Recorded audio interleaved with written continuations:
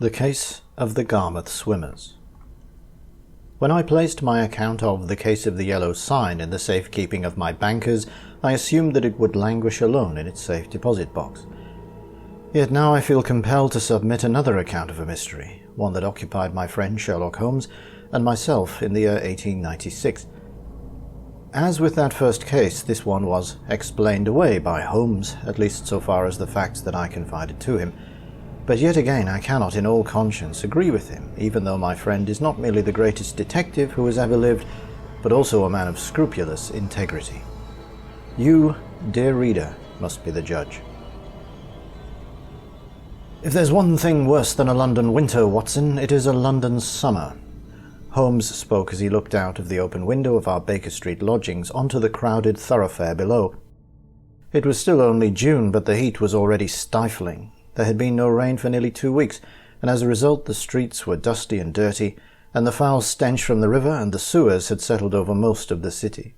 It was almost impossible to sleep at night. If you opened the window, the combined stinks of coal smoke and horse manure vied with the noise of drunken revellers.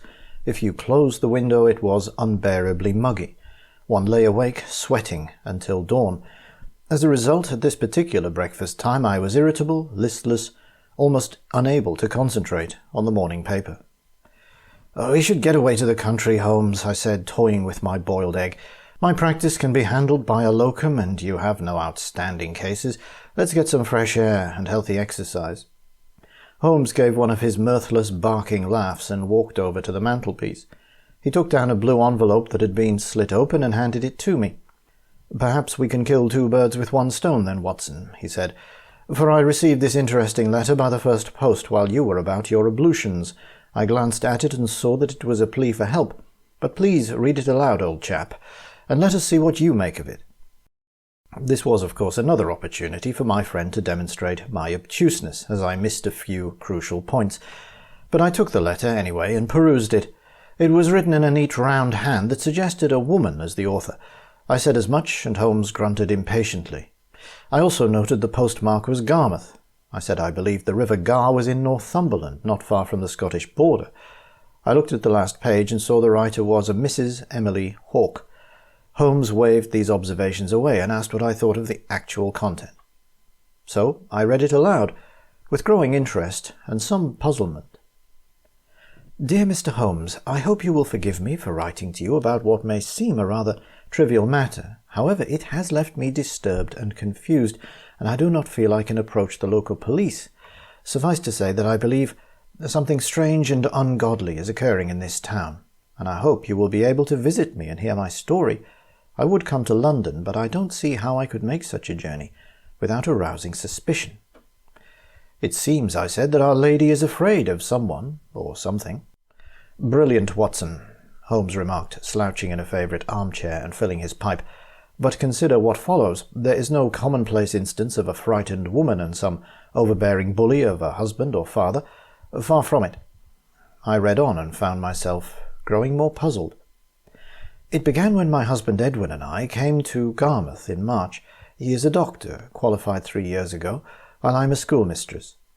We both found our roles in this small fishing community agreeable enough at first, but then we started to notice odd things about the people.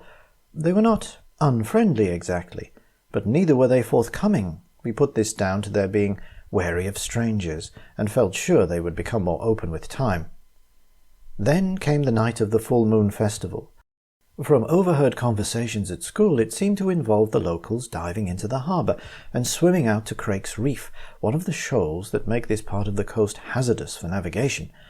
I asked my pupils about it one day, and a boy firmly put it to me that we would be welcome next time, after we'd settled in. I informed my husband, and we asked Mr. Howard, the minister at the little fisherman's chapel, about the tradition. We are neither of us very religious, but we looked in on him when we arrived. Mr. Howard is an odd man with large, dark eyes that seem to blink less often than usual, but he was polite and amiable, up to a point. He was, however, firm that neither of us would be allowed to partake in what locals regard as a kind of ritual wedding of Garmouth to the sea.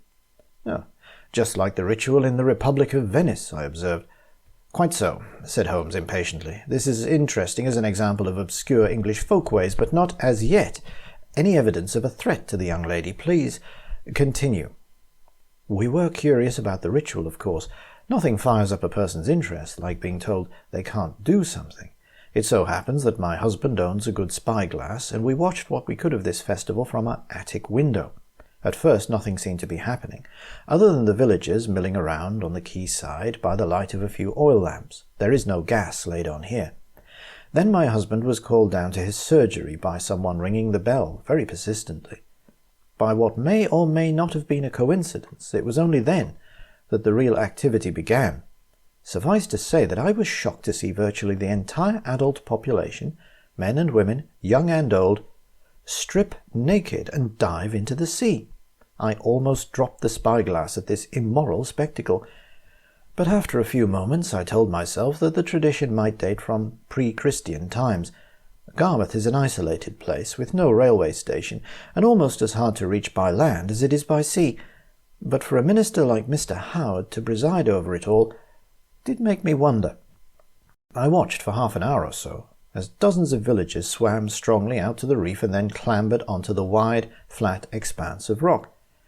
It seemed an odd time to choose, as Craig's Reef was slowly being covered by the rising tide. I also wondered why they would venture to swim at night rather than by day, which must be far less hazardous. It was a clear night, so by the full moon I could make out a little of what went on. Perhaps my imagination got the better of me, but I'm almost certain that there were soon more pale bodies disporting themselves on that rock than had swum out to it. Part of me was grateful that I could not discern precisely what transpired, but I felt that, if public immorality were involved, it would explain why incomers like ourselves had to be excluded from it. By the time my husband returned, over an hour had passed. The villagers had all set off back to shore. Lithe, pale figures did not just dive into the sea on the landward side of the reef, though. I saw some enter the water in the other direction, and there was something about the way those other divers moved that made me shudder. As soon as he arrived, my husband took the spyglass and looked to where I urged him to, but he saw nothing out of the ordinary. I must inform you, however, that his eyesight is poor, as he spent many long nights studying medical texts by lamplight. "You know," he said in a hurt voice, "I am sure that old fool Elias Whately came in just to waste my time. He claimed he was in terrible pain from an old whaling injury, and insisted I examine him, but for the life of me I could find nothing wrong. In the end I fobbed him off with a few drops of laudanum." The following day I noticed fewer people than usual about in the village, and those who were visible seemed listless and even paler than usual. I should mention that, despite being fisherfolk, most of the people of Garmouth are very pale and seem to avoid the sunlight. At this point Holmes, who had been slouched in his favourite chair, sat up straight and started to fill his churchwarden pipe again, the usual sign that he was anticipating some mental exercise. As I've noted elsewhere, a 3-pipe problem meant the highest level of conundrum. If the letter from Garmouth required 2 to focus Holmes' mind, it would be enough to justify a vacation in the north, I felt. Now, why would they be so fair-skinned that a sensible doctor's wife would remark upon it? He asked. Some congenital problem, perhaps. Albinism or pernicious anemia. Photophobia, it sounds like, the chronic sensitivity of the epidermis to sunlight. I would blame inbreeding of some sort, anyhow, common enough in these out-of-the-way places. That is of some small interest, Watson. Do go on. I smiled, pleased that my friend had the bit between his teeth. I hoped that the final paragraphs would prove just as interesting. My perpetual fear, when between cases, was that boredom would drive Holmes back to the needle. I later discovered that the parents of one of my pupils had apparently gone missing on the night in question. I found this out when I called at the girl's cottage to see why she had not come to school. She answered the door in a state of near undress, with a reddish nose and eyes. It seemed to be a bad summer cold. However, she would not come and let my husband examine her. I put this down to modesty, though now I am not so sure. Edward had told me that few of his patients were willing to expose more than a few square inches of flesh. When I asked the girl where her parents were, she said they'd gone away for a few days, but would be back soon. And she added they would be better than ever. She said this in such an odd way, exactly as a child would when enjoying a secret kept from an ignorant grown-up. I admit I was somewhat short with her, and warned her that she should attend school again as soon as she felt better. And that was the festival, and its aftermath. Nothing strange happened for several weeks, but then Edward became puzzled and preoccupied. I asked him what was wrong, and at first he denied there was a problem, but then, one night after he'd had a little brandy, he confided in me that he thought we would become destitute. When I asked why, he said that the villages seemed unduly healthy for working-class folk. The only patients he'd seen came to him for help with accidental injuries rather than any long-term illness. The girl with the flu seemed the exception that proved the rule, and of course she'd not seen him anyway. I began to wonder if it had been wise for us to move to Garmouth. I had wanted to come because a school teacher was required in the village, and my previous post had been unsatisfactory. Edward had agreed with me that a fishing community would have need of a good doctor. He had, of course, anticipated that patients would not be able to pay him much, but now it seemed we would get next to nothing. Then came the invitation from Mr. Howard. The minister called on us one night in late April and asked if we would care to attend an evening service at the Sailors' Chapel, which is situated on the quayside. It was short notice, and I had a great deal of marking to do, but Edward, out of politeness and, I think, curiosity, agreed. That was at 7. Edward did not return until it was nearly midnight, and he seemed in a dishevelled and somewhat confused state. I detected a distinct tang of brine on his clothing, and his hair was slightly damp, though I'd seen no sign of rain. When I asked him what had happened, he was vague and dismissive. I naturally feared he might be ill, and when I saw how pale he was the next morning, I asked again about the service. "I wish you wouldn't pester me, my dear," Edward said, rather absent-mindedly. "The main thing is everything will be all right now, but I think it would profit us both if we attended chapel together every Sunday. Do you object to that?" I could hardly say no to my husband in the face of such a request. I have long extolled the virtues of Christian teaching to my pupils, though in Garmouth the children seem to have a secretive, giggling attitude towards faith I've already noted in other matters. I asked Edward why someone who'd previously expressed admiration for the theories of Mr. Darwin should suddenly become favourable to religion. This had been a source of tension between us in the past. Edward was always scientifically minded, and I found his scepticism troubling. "I have concluded," he said, "that one can reconcile Darwin and religion, if one views them both in the correct light." I asked him what denomination Mr. Howard's chapel belonged to. He replied that it was somewhat esoteric, but focused on the idea of a Redeemer who concerns himself with fisherfolk. This made sense, of course, in the light of the Gospels and the local situation. As a good wife, I naturally quelled my doubts and agreed to go to the following Sunday service with my husband. "Interesting again, Watson," put in Holmes. "A doubter becomes a churchgoer, and a conventionally pious woman is sceptical. Again, no hint of actual crime, but it is forming an interesting pattern. What might connect inbreeding, photophobia, a ritual of the sea, and a sect that manages to convert a Darwinian doctor? You medical men are such notorious unbelievers. Is that not so, Watson?" I did not rise to the bait, but continued to read Emily Hawke's letter. On Sunday morning I dressed for church and took my mother's old prayer book. I accompanied Edward from our rambling old house overlooking the village and walked down to the quayside. Along the way we were joined by villagers who greeted us with some friendliness. Conversation was confined to commonplace observations on the weather and such. The girl who'd contracted the flu was there, along with her mother and father. Inside the church was rather gloomy. Despite the morning sun, the somewhat dirty windows did not admit much sunlight. I heard a susurrus of quiet conversation that died when we appeared. I was scrutinized by many pairs of large, dark, unblinking eyes. Then the small chapel organ struck up a wheezing tune as an overture to the service. It was not a hymn I recognized, but the congregation started to sing. So far as I can recall, the first verse was along these lines. "He is our Father in the deep, where fishes glow and flash, and where we shall all dwell in peace, when this sad world is turned to ash." The words are so very different from those of more conventional hymns that they were memorable, and the chorus was even stranger. "Father Dagon, Mother Hydra, bless us, great one, strong and wise. Father Dagon, Mother Hydra, dwelling far from sunlit skies. And so it went on. No Christian hymn at all, but a mad litany of bizarre images. I recall a great deal about the world coming to an end, which is, of course, in accordance with biblical teaching, but it seemed as if these people believed they would be saved by somehow migrating into the ocean depths. Even more disturbing was the way Edward sang along with it all, and encouraged me to join in. When they'd finished this mockery of a sacred song, he whispered, "You will soon learn." I felt a sudden urge to flee. All around those big staring eyes were peering at me, thin-lipped mouths smiling in encouragement. I was being pressed into a cult.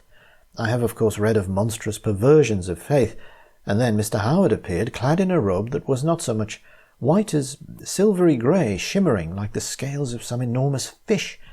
The minister wore a kind of mitre or diadem that seemed to be made of gold, and most ornate in design. "Edward, I don't understand," I whispered to my husband, trying not to be overheard. "You will, my dear," he said quietly. "Please hearken to the lesson." We sat down, and I did my best to make sense of what Mr. Howard said. He began sensibly enough with talk of the fishing, and how blessed the village was by such a good catch. Then he made a reference to help from friends in low places, which was evidently a witticism, as a ripple of mirth ran through the congregation. Again there were references to the world ending and the congregation surviving to inherit the earth, just not in a sense that was in any way Christian, or so I felt. After the sermon came prayers, which were not even in English, but in some barbarous language. Finally, after what seemed a waking nightmare, Mr. Howard declared proceedings over, and the congregation broke up. As we filed out, many nodded and smiled at Edward, and looked at me with a most unwelcome speculation. I was being sized up, to coin a vulgar phrase, and I did not like it. "Mr. Holmes, I know that nothing I have seen or heard can be described as a crime, but I write to you today after wrestling with my conscience. Edward seems not to be himself, and insists that, on Midsummer Eve, we should join the villagers in one of their indecent moonlight swims. I feel that something is very wrong here, and wish you would come, or at least offer me some advice. Am I deluded, or would I be justified in disobeying my husband? Yours sincerely, Mrs. Emily Hawke." "What do you think, Watson?" asked my friend, relighting his pipe and sending a cloud of pale blue smoke towards the ceiling. "The young lady seems to be genuinely distraught," I replied. "Surely something is amiss in Garmouth." "But what?" asked Holmes. "To adopt a crank religion is not a crime, nor is being inbred. A case might be made against swimming naked en masse at any hour of the day. However, that does give me pause. It suggests the kind of depravity that might be of interest to local magistrates." He leaned back and drew on his pipe for a few moments, eyes unfocused, mind no doubt examining the data from many angles. I found myself praying silently that he would decide to investigate further, if only to get us out of the foul miasma of London air. "Very well, Watson," he said, looking at me and smiling a little. "We will venture to the far north and see things for ourselves, and I will make a point of writing to the Chief Constable of Northumberland about the matter. If you will kindly reserve tickets on the London and North Eastern Railway, we will depart this very afternoon. The express from King's Cross will have us in Tynecastle before dinner. Send a telegram to the Royal Station Hotel. I believe it is a suitable establishment to use as a base of operations. In the meantime, I will conduct some research among the files." Within 2 hours we were in a private carriage, heading north, with only the letter from the doctor's wife and Holmes' quickly assembled findings to peruse. It seemed from Holmes' research that Garmouth was indeed a remote village that nestled in an almost inaccessible inlet. It had apparently played no role in regional or national history. There were rumours of strange customs, and the Garmouth look was mentioned in a few accounts. It seemed its inhabitants seldom married outsiders and were considered unfriendly. However, they were also held to be remarkably good fishermen, able to land large catches when times were hard elsewhere. There was, as we knew, a school and a medical practice, plus a post office and a general store. "And that's all, Watson," said Holmes. "The very absence of any more information is suggestive, I feel. Garmouth is the village time has passed by. That such a place can exist in our modern England, a nation bound together by train and telegraph, is an oddity in itself. One feels that, unlike most coastal communities, these people want to be overlooked. Now, why might that be? I knew I was expected to make an obvious but wrong suggestion at this point, so I decided to oblige. Perhaps they're smugglers, I hazarded. Strange nocturnal antics on the coast often involve contraband. Excellent, Watson, said Holmes, surprising me. That was my own conclusion. Alcohol and tobacco with no revenue paid, these are likely imports for Garmouth. Their strange religion and inbreeding might be a byproduct of a community that has chosen to emphasize its oddness and keep others from prying. A festival on the night of the full moon is the perfect cover. Such nights are traditionally favored by smugglers. The folk of Garmouth dive into the water and move the submerged contraband into hidden caves. They are perhaps adapted to this odd lifestyle after centuries. Something similar has occurred among pearl divers in Japan, I believe. I stared at him for a few moments before I could find a response. "You mean I got it right?" I asked, incredulous. "Don't get too cocky, Watson," my friend said. "A broken clock is right twice a day, after all." We both fell silent as the express steamed northward, the rhythm of the rails lulling me, eventually, into a light doze. Dreams came, as dreams will. Mostly chaotic remembrances of previous cases, the howl of a spectral hound on the moors, the grim truth behind the sign of the Four, and even my first meeting with Holmes, when I was newly returned from the Afghan War. Then stranger visions came. I recalled the yellow sign and the being that I had encountered at the climax of that most mysterious case. And then I found my dream self drifting like a balloon over a village by the sea, evidently my mind's conception of Garmouth. To landward the skies were dark and riven by flashes of light that suggested something more potent and dreadful than mere lightning. Then I sank rapidly towards the sea, plunging into the waves. Under water I found myself surrounded by swimmers, pale folk, men and women and children, all in a state of nature. What's more, their bodies, like their faces, seemed oddly proportioned in the half-light, and I was glad I could not see more detail, not merely for reasons of modesty. Then I noticed that the swimmers were heading downward into the murky depths. I knew that no ordinary human could go so deep or stay under so long, but downward they went, and I followed. We descended for what seemed like hours. Then the gloom began to lighten. The pale swimmers that had become all but invisible were now more perceptible, and others were rising from the depth to meet them. And this time I was sure that those swimming upward were far from normal, perhaps not even human at all. But that was not the worst part of what rapidly became a nightmare, because as the two groups of colourless figures met in mid-water, I saw that another presence was looming up from below, and this one was vast, and though I desperately wanted to stop descending toward it, I knew that, as it reached up out of the gloom, I would not be spared its monstrous embrace. At this point, Holmes woke me up with a poke in the ribs. "You were moaning and whimpering, Watson," he said, with a hint of amusement. "But fear not, we're nearly at our destination. We will check into our hotel and then find our way to Garmouth." But, in the event, Garmouth came to us. We had just arrived at the Royal Station Hotel when a young man approached us. He was respectable-looking but somewhat nervous. Before he could speak, Holmes had greeted him as Dr. Hawke. Why, yes," said the young man. "How did you guess?" Holmes shook his head sadly. "Your age, your good but somewhat worn clothing, your spectacles, we know you have poor eyesight, and your general demeanour. You know of your wife's letter and have come to tell me that she is prey to wild imaginings, that my friend and I have wasted our time. Is that it?" "I'm so sorry, Mr. Holmes, and Dr. Watson," said Hawke. "She has bothered you needlessly with some silly concerns that have since been completely allayed." "I am glad to hear of it," Holmes said. "I did wonder if your good lady's concerns might be down to the understandable worries of a sensitive soul, finding herself in somewhat uncongenial circumstances. Come, let us take a cup of tea and talk further." And so we sat in the pleasant salon of the hotel, while Hawke explained that things at Garmouth were not quite as his wife had described. The midnight swim had happened, but it was merely a race to the reef and back, a quaint tradition with no sinister connotations. The decorations of the chapel were unusual, but the odd little religious sect were benevolent, their rituals harmless. The people were pale in part through a form of pernicious anemia that did indeed seem to be down to inbreeding. Hawke and I discussed this at some length.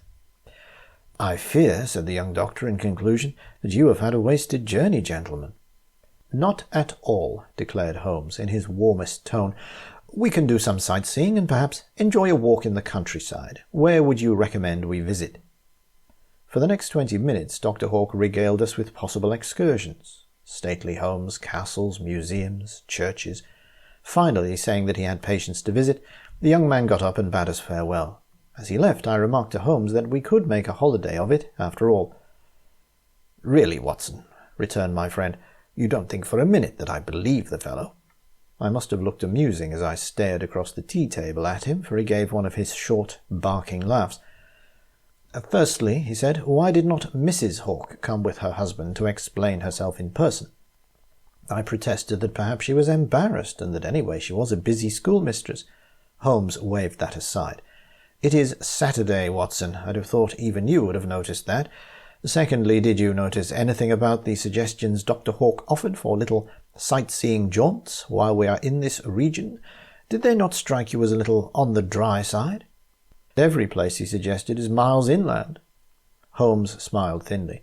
"Now we must plan ahead. If our smuggling hypothesis is correct, it must be undertaken at night, and there must be somewhere to store the booty. I would suggest that there's a network of natural caves enlarged by tunnelling leading from Crake's Reef to somewhere in the village. The crypt of the chapel would seem a likely storage area. It is quite a common arrangement in such cases. Rather than unload at the dock, one might expect smugglers to leave their cargo submerged, near the reef, perhaps inside lobster pots or similar. They would have to encase it in waterproof materials, but that is not a great expense. All supposition, of course, but it fits the facts. Our young Dr. Hawk is not a convert to some bizarre sect. It is a much shabbier story. He is, sad to say, in dire need of money. His wife told us such, so the offer of a cut of the profits must have corrupted him. I gazed at my friend in admiration. He'd solved the entire problem with his customary machine-like precision. All that remained now was to apprehend the villains. Holmes' plan was simple. He contacted the local police and customs officials and asked them to have a dozen officers in a cutter lying a few miles off Garmouth the following night, which happened to be the full moon. It would intercept any smuggling vessels, then move to the reef. I would be on board the cutter. Meanwhile, Holmes would lead another group from inland to seek out the sea caves. Arrests would be made, a crime ring broken, and all would be tied up neatly. Or so I thought. After careful preparation, I left Holmes at the quayside on Sunday evening. The small revenue boat steamed out of the River Tyne and headed north. To our left the sun was setting over the hills inland, casting a garish light over the landscape. I had my service revolver, and the crew were armed with pistols and shotguns. I did not doubt we would be more than a match for any foreign smugglers. We dropped anchor around a small headland that allowed us to monitor the approach to Garmouth without being seen from the town, and there we sat, smoking and talking, showing no lights as darkness fell. Soon the moon rose, casting an eerie glow across the sea. We awaited the arrival of a smuggling vessel, but none came, and soon it was 20 minutes to midnight. "That's it, they're not coming," said the captain. "Get up steam, we're due in harbour soon." The little boat puttered round the headland, and for the first time I set eyes on Garmouth. I confess I had expected something more impressive. I saw a few dozen cottages, clustered around a small chapel, and a larger house on a hill that must have belonged to the Hawks. Through a small telescope I spied movement on the docks and saw what Emily Hawk had described, dozens of pale bodies. As I watched, they began to leap into the harbour in twos and threes. "They're swimming to the reef," I said. "There must be something out there." The captain agreed, and the boat steamed in to within a few dozen yards of Crake's Reef. While this happened, I saw lights moving through the village. They were the lanterns of Holmes' party, searching for likely hiding places.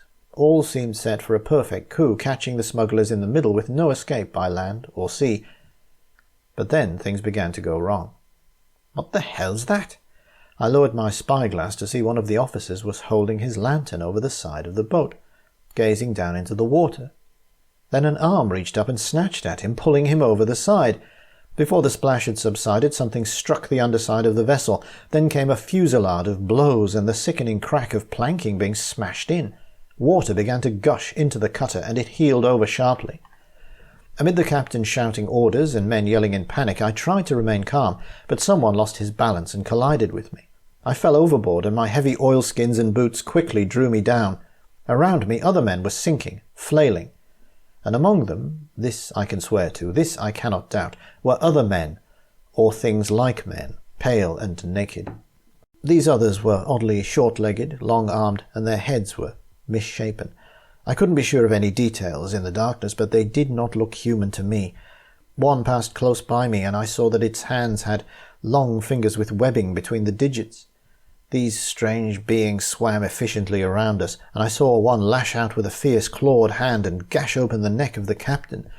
In the moonlit water his blood ran black. My lungs were bursting by the time I kicked off my boots and shed my heavy coat. I got back to the surface and sucked in air as other men around me screamed and flailed, splashing, and then sank below the surface. The boat was upturned a few yards away, its bottom a patchwork of holes. I struck out for Craig's Reef, not thinking of anything but my immediate survival. Fortune favoured me that night, as I managed to reach the black, slippery outcrop. I scrambled up onto the flat rocks just as the villagers started to climb from the other side. In the moonlight it was obvious that they were indeed naked, men and women mingled together, which was shocking enough. But there was something else. The Garmouth folk were shaped like the creatures I'd just seen under the water. "Dr. Watson?" I recognized the voice of Edward Hawke. Sure enough, one of the pale swimmers stood up and approached me, followed by the others. The man's face, while recognizable, looked strange in the moonlight. I realized that his eyes were large and dark, unblinking. "Why didn't you stay away, man? This doesn't concern you." The doctor seemed more surprised than angry, but I sensed outright hostility from the others. There was muttering about outsiders and blasphemers. "Give him to the deep ones," said a woman's voice. "Give him to the deep ones." The pale-skinned throng took up the chant and started to advance, arms outstretched. I retreated, slipping and almost falling on wet rock. My back was to the sea, and behind me I heard a thrashing and strange grunting noises. "If you kill me, others will come and investigate," I yelled in desperation. "You've already drawn attention to yourself by murdering the police and customs men." "We killed no one," Hawke said sharply. "The deep ones protect their rituals and their domain." I do not know how things might have worked out. I sensed most of the Garmouth people wanted to throw me back into the sea, but then there was shouting from on shore and the unmistakable sound of a shot being fired. "They've come for us," someone shouted. "Flee! Flee to the deep!"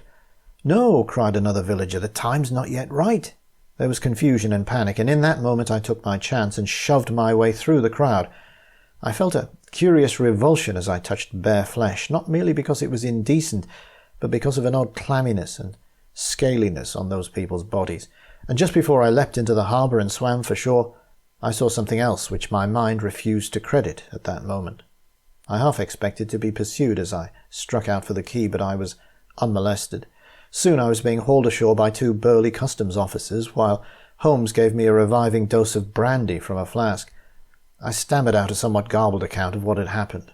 The officers immediately commandeered some of the locals' boats and set out for the reef. "They will be too late, I fear, Watson," Holmes said, gazing after them. "Our smugglers probably have hiding places in the caves for just such an occasion, but we will wait them out. They have committed murder. We have you as a witness. Well done, my friend. You have again proved yourself a man of courage in most trying circumstances. Now, let's find you some dry clothes." Holmes was right. The police and customs men returned with nothing to report.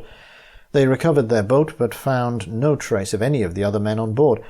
I thought about what I'd seen, or possibly imagined, during those few minutes of madness. I decided to say as little as possible, lest Holmes should think shock had sent me a little insane. Only a handful of villagers were left. Among them was Emily Hawke, locked in her bedroom at the doctor's house. The poor woman was distraught and babbled of her husband wanting to force her to go into the deeps. I spent some time trying to calm her, offering her a mild sedative. She never fully slept that night, but then neither did I. Outside, more police arrived in the village, as well as a small detachment of militia prepared for an insurrection that never came. Occasionally Emily Hawke spoke in her delirium. Much of it made no sense, but sometimes a phrase stood out. She mentioned the deep ones and obscene rituals in the dark places. One phrase she repeated many times chilled me to the bone. "None of them are human." The next morning she seemed better. The other people left behind turned out to be the postmaster, his wife, and their child. Newcomers, like the Hawkes. Holmes expected the villagers to return. We all did, I think. After all, where could dozens of people go without even clothes, never mind money or some form of transport? But the following day passed, and as night drew in again, Garmouth remained deserted. The police and militia, keeping cover in various houses, became restless, and eventually the chief constable decided he had to withdraw. "When they come back," he told Holmes, "we'll swoop again and catch the culprits, mark my words." And so Holmes and I, plus one customs officer, were left in the deserted village. I arranged for Emily Hawke to be taken to a private rest home to recuperate. As she got into the carriage, she looked down at me. "Doctor, you've seen them too. I know it. I am not mad." Before I could think of a response, she closed the door and the vehicle clattered off over the cobblestones. Holmes looked intrigued and asked me what she'd meant. I spoke of the village's deformities, repeated Holmes' theory of inbreeding. He preened himself on being right, of course, but confessed himself puzzled by where the locals had gone. "They can't stay in some damned caves indefinitely." I suggested they may have had a ship waiting, cohorts who would take them to safety elsewhere. Holmes was sceptical, but admitted the possibility. Then an idea seemed to strike him. "Of course, we can test my hypothesis," he exclaimed. "How foolish of me not to think of it. If there are sea caves with submerged entrances, on the reef or near it, we can find them." He refused to explain further, but told me to hold the fort with the customs man until he returned from Tynecastle, where he was sure he could find what he termed was the right equipment. It was late when he returned, not by land but by sea, in a steamer with a crane on the stern. As it docked, I saw Holmes standing next to what I at first took to be some sort of bizarre suit of armour. Then I grasped what he had in mind and felt a cold chill. "Watson!" My friend sprang from the vessel to the quayside and gestured at the crane and the suit. "I have some diving gear for you. The chap who would normally use it is indisposed, and I fear I am too tall, but it should fit you perfectly." Naturally, I protested. "But I've never used a diving suit in my life." "I need a reliable pair of eyes down there, my friend," he said, waving away my objections. "All the technical stuff is handled on the surface, air pump and so on. All you have to do is look, take note, then signal, via a sharp pull on the cable, that you wish to be brought up." I could hardly refuse. I would not show cowardice in the face of any man, let alone Holmes. So it was that, as twilight was gathering over the hills, we steamed out to Craig's Reef, dropped anchor, and I was fastened into the diving suit. The bulk of it consisted of waterproof canvas and rubber layers, but the helmet was a brass monstrosity with small glass windows. Air hoses were attached, and I was fastened to a kind of harness before being slowly lowered over the side. At first the dark waters revealed nothing. Soon the last vestiges of light were gone, and I switched on the suit's electric lamp. It was remarkably poor at penetrating the murk, but at least it showed me the reef ahead. I couldn't look down, but my weighted boots struck some kind of bottom. Sand arose around me at the impact. When the water cleared, I set out to explore in the hope of finding the supposed sea caves. It was an awkward business, moving clumsily through the cold water, heat leaching from my body despite thick woolen undergarments. The sound of air bubbles being expelled from the suit vied with my breathing and the creaking of the thick layers of fabric. The surface I stood upon was a kind of ledge extending a dozen or so yards seaward from the reef. Beyond it, the sea bottom seemed to fall away into a black void. The reef itself appeared to be an impenetrable wall of dark, rough basalt. There was no hint of any caves, and I began to feel my mission was pointless. I went all along the rocky barrier and discovered nothing. Then my lamp began to flicker and fade. I had exhausted the battery. That decided it. As the light died, I jerked on the signal rope. I began to rise a few moments later, and it was then that it happened. As I went up, I rotated in the water so that I once again faced out to sea towards the dark abyss. I should have been able to see nothing, but now I perceived a greenish glow coming up from below the brink of that seabed chasm. Shadows flickered, and then a pale shape appeared, swimming like a man, but oddly proportioned. It was one of the villagers, or so I thought. Now I am not so sure. More swimmers appeared, dozens moving in graceful formation as if in some kind of ritual dance. At least now I knew where the folk of Garmouth had gone, but this merely presented a new mystery. How were they able to breathe for so long under water? What was producing the unearthly glow? That greenish light was getting brighter. Then the source of the light appeared, and all thought fled as cold primal terror took possession of my soul. This thing I saw, how shall I describe it? A vast man-like form, but reptilian and monstrously misshapen. Its torso was immense, the size of a decent-sized house, and its limbs correspondingly prodigious. It was covered in glistening scales and had a crest on its nightmarish head. A gigantic mouth gaped, showing rows of shark-like teeth. The abomination glowed with the lights of strange marine growths, clusters of deep-sea creatures that clung to its limbs, spine, and flanks. The villagers moved around it, tiny pale forms like pilot fish around a leviathan of the deep. But it was the face of the thing that chilled my blood.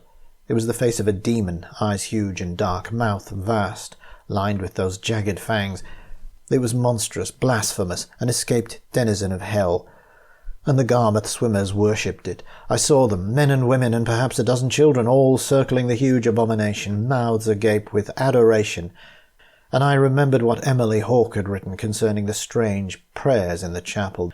Here surely was Dagon, the sea god of the ancient Philistines, not a myth at all, but too hideously real. When my initial shock subsided, I noticed something else. There were far more figures engaged in that grotesque circling dance than ever inhabited Garmouth. Some were human, or very nearly, others were much further gone in the transformation. These had feathery gills protruding from their torsos just under the ribs. It was these gill slits, somewhat less developed, that I'd noticed when I confronted the villagers on the reef. Only now did I grasp their full significance. I remembered the creatures that had attacked the crew of the customs boat and shuddered. I jerked on the line again, trying in vain to make the crew of the boat winch me up faster. And then my lamp flickered into life again. It only lasted a moment, the brief, dull yellow radiance, but it was enough to draw the attention of Dagon. Those enormous eyes focused upon me, eyes larger than a man's head, black and cold as the ocean depths. The swimmers broke their formation and darted toward me. I reached for the heavy sailor's knife sheathed at my belt. I was determined to fight and die quickly rather than be captured. Then came a miracle, or a simple stroke of fate, call it what you will. The pale swimmers seemed to hesitate, then turned back toward Dagon and the seafloor chasm. Again, a greenish glow shone up from the depths, and this time it was far brighter than that from the fish god. As I was winched upward, I got a clearer view of what was below. I saw a blur of light from a glowing green cloud that filled the chasm. I guessed that it was nothing more worrisome than a shoal of luminescent fish emerging from the depths. A great wave of pressure struck me and spun me around, at first seeming to lift me, then dragging me down so fast I feared the cable might snap. My view was obscured by fragments of weed and smears of ooze adhering to the visor of my helmet, but I could still make out a mass larger than the biggest ocean liner rise ponderously into view. I saw an amorphous mass of glowing protoplasm, perhaps 1/2 mile across, that reached out vast, ponderous tentacles. These glowing arms wrapped themselves around Dagon, the colossus, who seemed like a mere doll in that hideous embrace, and they drew the monster down. The demonic being sank into the jelly-like mass, and around Dagon were tiny pale motes, the Garmouth Swimmers and others, entering the gelatinous body of their unholy matriarch as she sank back into her lair. I fainted before I got to the surface. By the time I regained consciousness, we were already underway, heading into the harbour. I think I started to rave about getting everyone ashore, getting away from the water before the monsters came. But then I thought better of it, for no one could possibly believe me, least of all Holmes with his insistence on scientific veracity. I let them attribute my ranting to some accumulation of carbon dioxide in the suit, perhaps due to a kink in the air hose. The mystery of the Garmouth Swimmers remains unsolved. Weeks have passed and nothing has been revealed. The place is deserted and seems set to fall into ruin, as nobody from the neighbouring villages is willing to move there. Holmes assumes that the villagers went aboard a smuggling vessel that later sank. It remains a case, as he put it, with some loose ends, but none of any true consequence. I wish that I could agree with my friend, but can I discount everything I saw merely because reason tells me it's impossible? Father Dagon, Mother Hydra, those were the deities of the deep. I have Emily Hawke's original letter by me as I write. Those villagers were not truly human, at least not any more, for they'd long ago become hybrid beings through some unholy pact best left unimagined. The Garmouth Swimmers looked forward to resting in the deep, safe in a glutinous living sanctuary, while this sad world is turned to ash. Insane, of course. But I have seen much that transcends sanity. I ponder the hectic progress of science. Wars and rumours of war beset our mortal world. Holmes, of course, seeks to uphold the peace and thwart England's enemies, but he is one man and fallible, as I know too well. Sometimes, at night, when sleep will not come, my thoughts drift down into an abyss as deep as any chasm in the floor of the sea.